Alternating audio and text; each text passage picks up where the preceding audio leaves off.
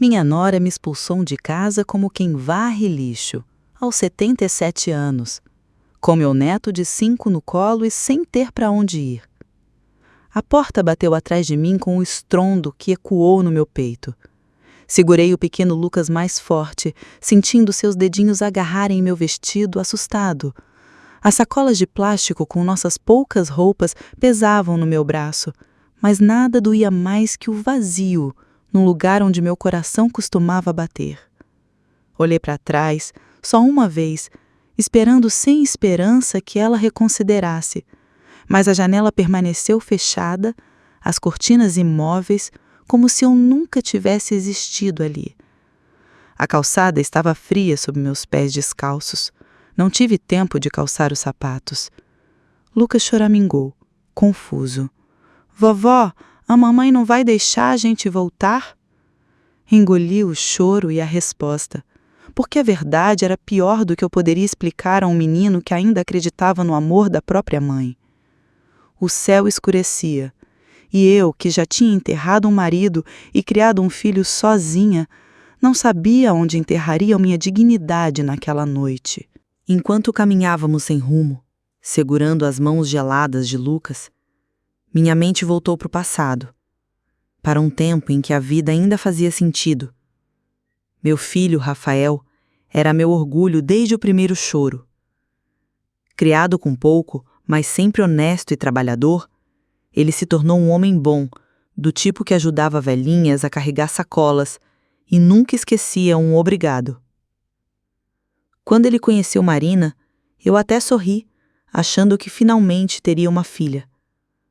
Ela era bonita, inteligente e no começo até parecia gentil. Lembro do dia em que Rafael me apresentou a ela, todo sorridente. Mãe, essa é a mulher da minha vida. Eu abracei os dois, feliz, sem imaginar que aquelas mãos delicadas um dia me empurrariam para a rua. Nos primeiros anos tudo parecia perfeito. Eu ajudava com a casa, cuidava de Lucas quando nasceu, e Marina até me chamava de sogra querida. Mas o tempo revela as pessoas. Os sorrisos dela foram ficando raros, os olhares mais frios. Eu me esforçava para não ser um peso. Lavava, passava, cozinhava, tudo em silêncio, como se meu amor pudesse derreter o gelo que crescia no coração dela. Rafael sempre me defendia, mas eu via o cansaço nos olhos dele. E então veio a viagem, e meu mundo desabou. Mas essa é uma história para depois. Agora eu só tinha Lucas. A noite e o medo de que nem mesmo o passado pudesse nos salvar.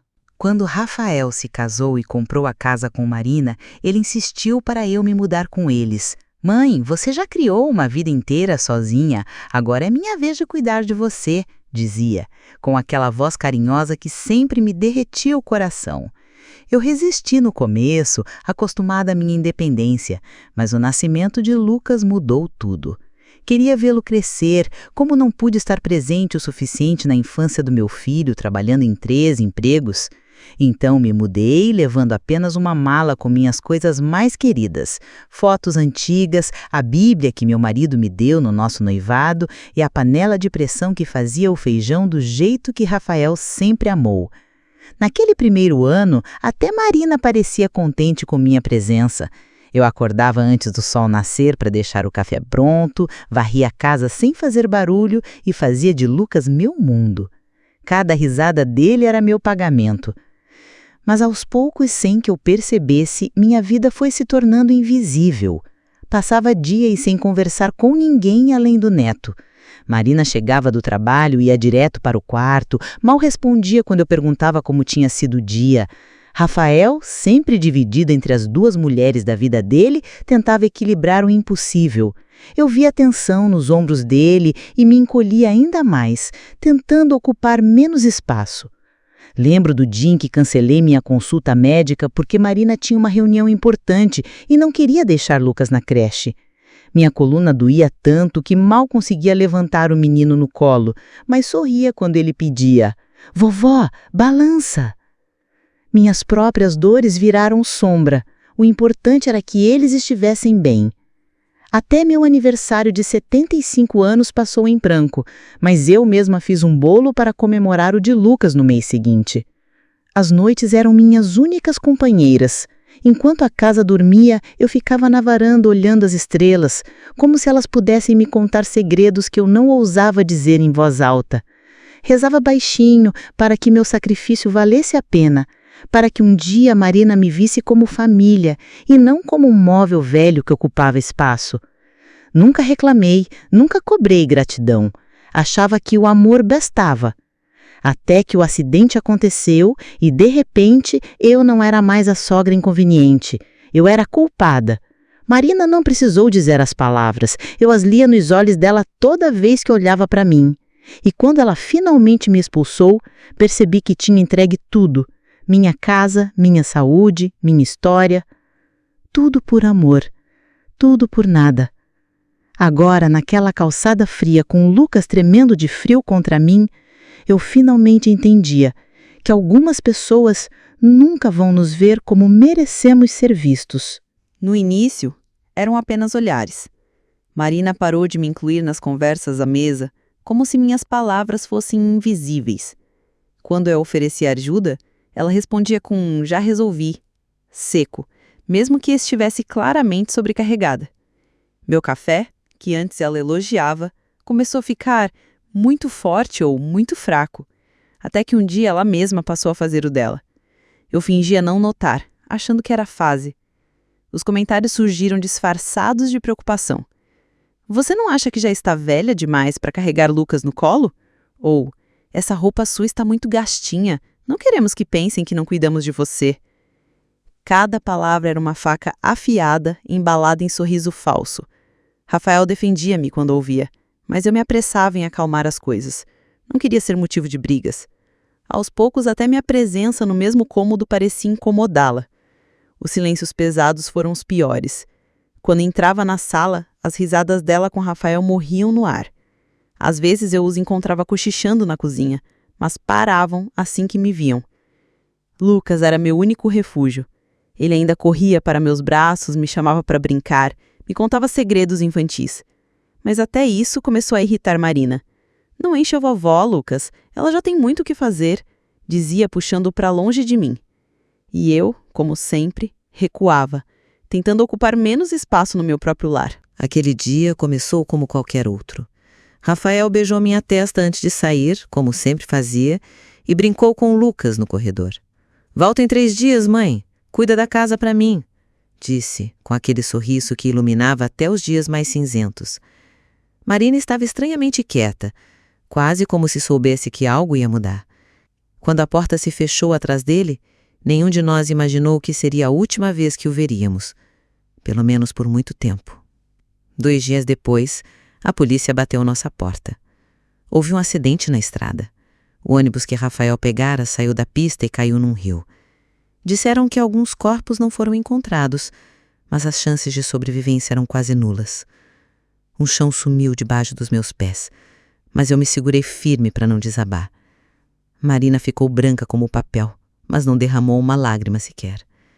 Eu queria abraçá-la, dividir nossa dor, mas ela se afastou como se meu toque queimasse. Nos dias seguintes, enquanto eu chorava meu filho em silêncio, Marina transformou-se em outra pessoa. Ela organizou tudo com uma frieza que me assustava. O velório sem corpo, os documentos, o seguro de vida. Quando eu tentava ajudar, ela me olhava com um misto de nojo e raiva. "Se você não estivesse aqui, ele nunca teria pegado aquele ônibus", ela disse uma noite antes de trancar-se no quarto. As palavras me perfuraram, mas o pior era que parte de mim começou a acreditar naquilo. Com Rafael, morto, eu me tornei um fantasma naquela casa. Marina me ignorava completamente, exceto para me lembrar, com pequenas crueldades, que eu não pertencia mais àquele lugar. Lucas era a minha única razão para ficar. Ele ainda perguntava pelo pai, e eu contava histórias de quando Rafael era pequeno, tentando manter vivo o amor que ele nunca conheceria direito. Mas até isso Marina tentou tirar de mim, dizendo que eu estava enchendo a cabeça dele de mentiras. E então veio o dia em que ela decidiu que até isso tinha que acabar. As semanas se arrastaram num pesado silêncio, interrompido apenas pelos gemidos de dor que eu tentava abafar no travesseiro à noite. Marina transformou minha existência num inferno discreto. Deixava pratos sujos propositalmente na minha frente, esquecia de me chamar para as refeições e sussurrava coisas para Lucas quando pensava que eu não ouvia. Sua avó é velha, não pode brincar como antes, dizia, afastando-o de mim aos poucos, como se eu fosse uma doença contagiosa. A gota d'água veio quando ela começou a me culpar abertamente pela morte de Rafael. Se você não fosse uma carga, ele não teria aceitado essa viagem extra. Cuspiu uma tarde enquanto eu tentava consolar Lucas depois de um pesadelo. Seus olhos ardiam de ódio, como se eu tivesse empurrado nosso Rafael rio abaixo com as próprias mãos.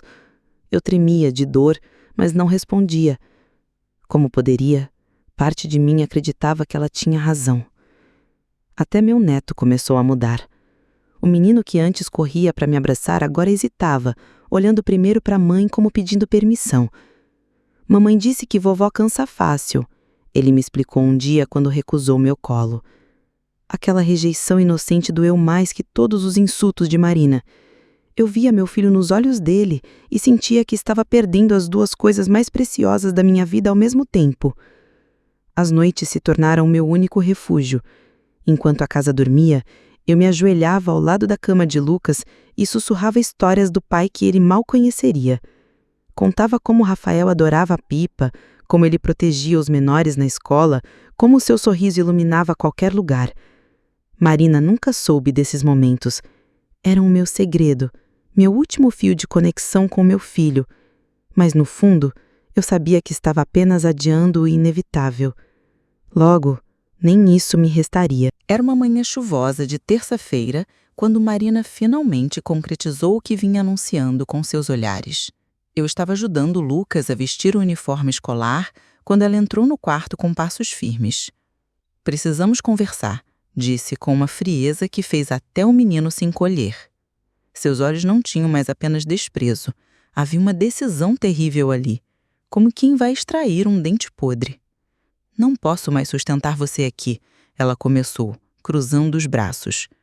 "Com o dinheiro do seguro sendo só meu agora, tenho que pensar no futuro do Lucas. Você é velha, inútil e só dá trabalho." Cada palavra saía como uma facada calculada. Meu coração acelerou quando percebi que Lucas ouvia tudo. Seus olhinhos arregalados indo de mim para a mãe. Confuso. Tentei abraçá-lo, mas Marina puxou-o para trás com força. "E você vai levar ele com você", continuou, como se estivesse falando do tempo. "Não quero criar um filho sozinha. Já fiz minha parte enterrando seu filho." Foi quando percebi que ela não estava brincando. Havia 2 sacolas plásticas no chão do corredor, com minhas poucas coisas jogadas dentro. Até minha foto com o Rafael estava lá, emoldurada, como se fosse lixo. Meu corpo inteiro tremia, mas me recusei a chorar na frente dela. Lucas começou a chorar, agarrando-se à minha perna. "Eu quero ficar com a vovó", ele gritou desesperado. Marina simplesmente o empurrou para mim com um sorriso amargo. "Ótimo, assim não vou ter que pagar babá." Em seguida, apontou para a porta. "Saia em 5 minutos ou chama a polícia." Eu olhei para o relógio de parede. Eram 7h15 da manhã e a chuva caía forte lá fora. Reuni minhas forças restantes, peguei as sacolas com uma mão e a de Lucas com outra. Minha voz saiu mais firme do que eu imaginava possível. "Você vai se arrepender do que está fazendo hoje, Marina." Ela riu, alta e falsa, enquanto abriu a porta. "Duvido. Agora vá, antes que eu mude de ideia sobre deixar você levar esse menino." O vento gelado e a chuva nos atingiram como um tapa, quando pisamos na varanda. A porta se fechou atrás de nós com um clique final. Lucas soluçava, molhado e assustado, enquanto eu procurava desesperadamente um lugar para nos abrigar. Minhas mãos idosas tremiam ao envolver meu neto no meu casaco velho. "Não se preocupe, meu amor", murmurei, mais para mim mesma do que para ele. "A vovó vai cuidar de tudo." Mas pela primeira vez em 77 anos, eu não tinha a menor ideia de como faria isso. A casa que ajudei a construir estava fechada para sempre, e o mundo lá fora era grande demais para nós dois. Minhas pernas tremiam, mas mantive a postura ereta enquanto caminhávamos pela calçada encharcada. Lucas chorava baixinho.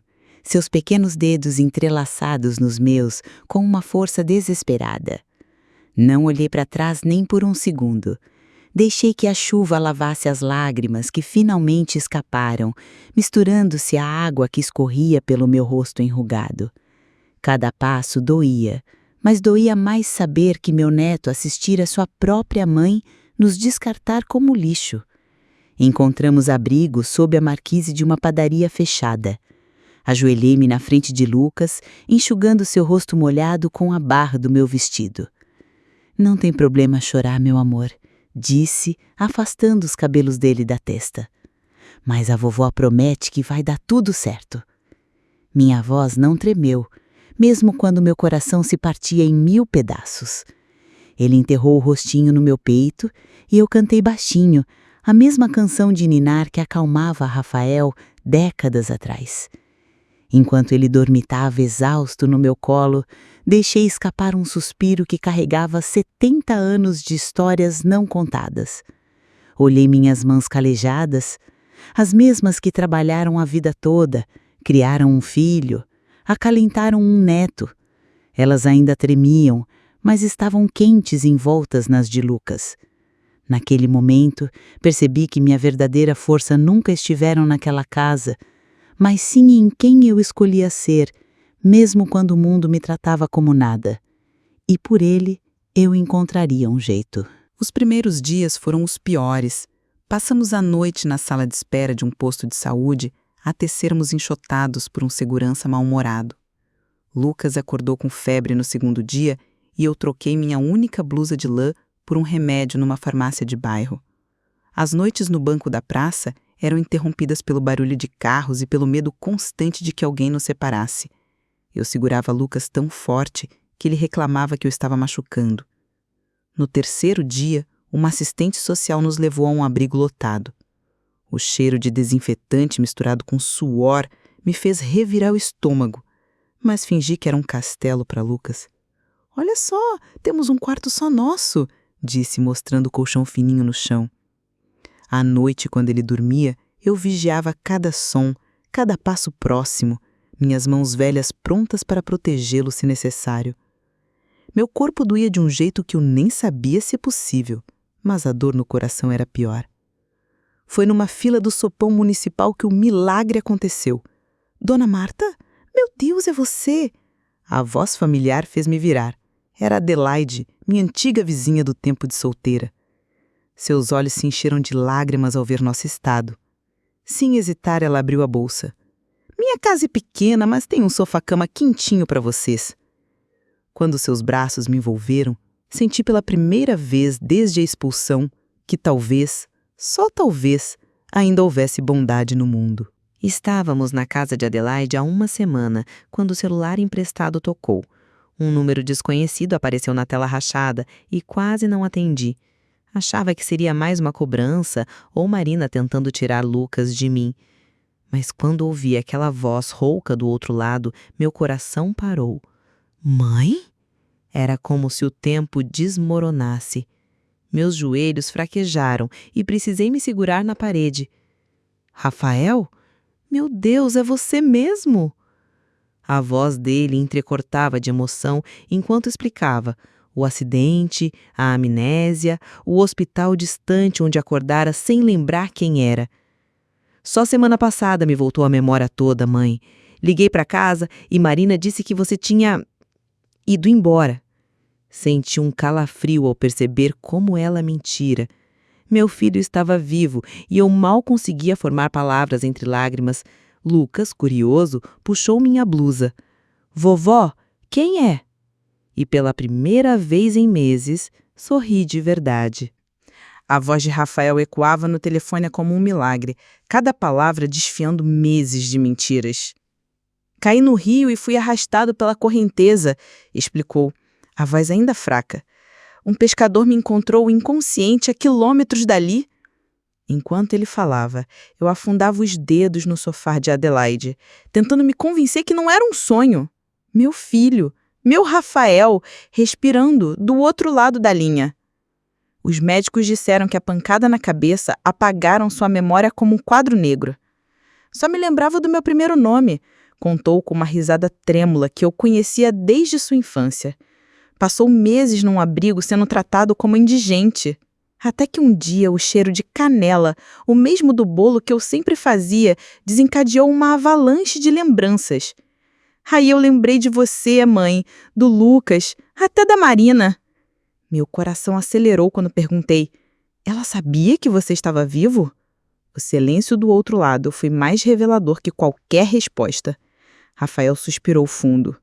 Quando liguei para casa, ela pareceu mais assustada que feliz. Uma dor fria se espalhou pelo meu peito. Marina preferiu me expulsar a admitir que seu plano de se livrar de mim e ficar com o dinheiro do seguro fracassaria. Onde você está, meu filho? Perguntei, já calculando como iríamos buscá-lo. Ele hesitou. Ainda no hospital em Santa Catarina, mãe, mas já tenho alta amanhã. Antes que eu pudesse sugerir algo, sua voz se encheu de uma determinação que lembrava seu pai. Não se preocupe, eu venho aí. Já comprei a passagem de ônibus. Ao desligar, olhei para Lucas, que brincava no chão com carrinhos de plástico. Meu neto, chamei, com uma voz que não era mais de derrota. Seu pai está voltando para a gente. Ele levantou os olhos, confuso. Afinal, como explicar a um menino de 5 anos que a morte às vezes erra o endereço? Mas quando me viu sorrir pela primeira vez em meses, correu para me abraçar, como se entendesse que algo maravilhoso aconteceu. Esperei na rodoviária, com Lucas dormindo no meu colo, cada minuto parecendo uma eternidade. Quando o ônibus finalmente chegou e vi Rafael descer, cambaleante ainda da viagem, meu coração saltou como se eu tivesse 20 anos novamente. Ele me viu no mesmo instante e correu, mancando levemente, como o menino que um dia eu pegava na escola. Quando seus braços me envolveram, senti o cheiro do meu filho, misturado com hospital e estrada, e desabei.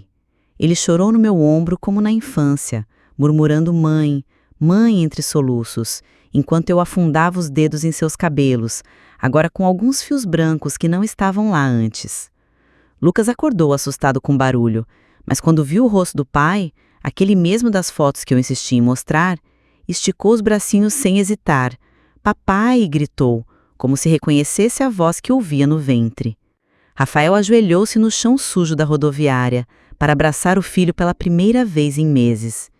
Meu menino, meu garoto, repetia, beijando sua cabeça enquanto Lucas ria e chorava ao mesmo tempo. Pessoas ao redor paravam para olhar, algumas sorrindo, outras enxugando lágrimas. Mas eu só via aqueles dois, meu filho e meu neto, e senti uma paz tão profunda que até a dor nos ossos desapareceu. Naquele instante, nada mais importava, estávamos completos de novo. Rafael insistiu para irmos direto para a casa de Adelaide, recusando-se a deixar Lucas e eu sozinhos por mais 1 minuto. Mas no dia seguinte, ele foi enfrentar Marina. Eu me ofereci para acompanhá-lo, mas ele apenas apertou minha mão. Você já passou por demais, mãe. Isso é comigo. Quando a porta fechou atrás dele, sentei no sofá com Lucas no colo, rezando em silêncio para que meu filho não sofresse mais do que já tinha. Horas depois, Rafael voltou com o rosto marcado por uma expressão que eu nunca vi antes. Uma mistura de decepção e alívio. Contou como Marina empalideceu ao vê-lo na porta. Como tentar abraçá-lo gritando "meu milagre", até perceber que ele não correspondia. Ela jurou que não sabia de nada, que acreditava mesmo que eu estava morto, disse Rafael, passando uma mão cansada pelo rosto. Mas quando perguntei por você e Lucas, os olhos dela traíram. Ele mostrou então o documento que trazia no bolso, a certidão de óbito anulada e uma folha de papel timbrado do advogado. O seguro de vida será devolvido. A casa está em meu nome, então ela tem 30 dias para sair. Sua voz não tinha raiva, apenas uma tristeza resoluta. Disse a ela o que precisava. Você me enterrou vivo, agora viva com isso. E vim embora. Lucas, sentado no chão, olhava para o pai como se visse um herói de verdade. Naquela noite, enquanto ajudava Rafael a arrumar seus pertences que ainda estavam na casa de Adelaide, notei como ele olhava para Lucas a cada 5 minutos, como se precisasse se certificar de que o filho ainda estava ali. Ela nunca vai nos separar de novo, prometi em voz baixa, passando a mão em seus ombros largos. Ele inclinou a cabeça sobre a minha, num gesto que era ao mesmo tempo infantil e protetor. Do lado de fora, a lua cheia iluminava o caminho, que finalmente levava para casa. Voltamos para nossa casa 1 mês depois, quando Marina já tinha partido. Rafael repintou as paredes, como se quisesse apagar toda a memória daquela época sombria. Agora, as manhãs começam com ele batendo levemente na minha porta. "Bom dia, mãe", diz, me entregando uma xícara de café antes mesmo de eu colocar os pés no chão. Lucas, sempre atrás do pai, pula na minha cama com seu sorriso matinal, misturando as palavras mamãe e vovó como se eu fosse as duas coisas em uma só. Aos poucos, fomos refazendo nossos ritmos. Rafael voltou a trabalhar, mas agora chega mais cedo, trazendo doces ou pequenos presentes que diz serem anos de lembranças perdidas. Às noites, enquanto eu ensino o Lucas a ler, meu filho se senta no chão ao nosso lado, apenas observando, como se quisesse gravar cada segundo. Às vezes, quando pensa que não estou vendo, vejo lágrimas nos seus olhos. Mas agora são de gratidão, não de dor. Meu quarto é o mesmo de antes, mas transformado. Fotos nossas enchem as paredes e Rafael insistiu em colocar uma poltrona confortável perto da janela. "Para você ler enquanto toma sol, mãe." Lucas adora brincar no meu tapete, contando histórias de como o papai voltou do céu. E eu, aos 77 anos, descubro uma nova verdade. A felicidade não precisa ser merecida. Às vezes ela simplesmente chega, como um presente tardio, mas não menos doce por isso. Hoje, quando vejo meu filho e meu neto rindo juntos no jardim, entendo que a vida escreve suas histórias de formas misteriosas. Marina me expulsou achando que eu era um peso, um capítulo que precisava ser encerrado. Mas, na verdade, ela apenas virou a página para que eu descobrisse o final mais bonito que poderia existir. Aquele em que meu sacrifício se transformou em amor devolvido em dobro. Aos 77 anos, aprendi que o tempo não apaga o valor de uma mãe. Rafael me traz flores sem motivo. Lucas desenha corações em todos os meus guardanapos e nossas noites são preenchidas por histórias que não terminam mais. Eles me olham como se eu fosse um tesouro e, finalmente, depois de uma vida toda dando tudo de mim, eu me permito acreditar que talvez eu seja mesmo. Nunca é tarde para ser amada. E minha história é a prova viva disso. De que canto do mundo você está acompanhando essa emocionante jornada? Deixe nos comentários de qual país ou cidade você está nos assistindo. E se essa história tocou seu coração, não se esqueça de se inscrever para receber mais dramas emocionantes como esse. Cada like, comentário e inscrição nos ajuda a trazer histórias repletas de amor, superação e reviravoltas que vão te deixar sem fôlego.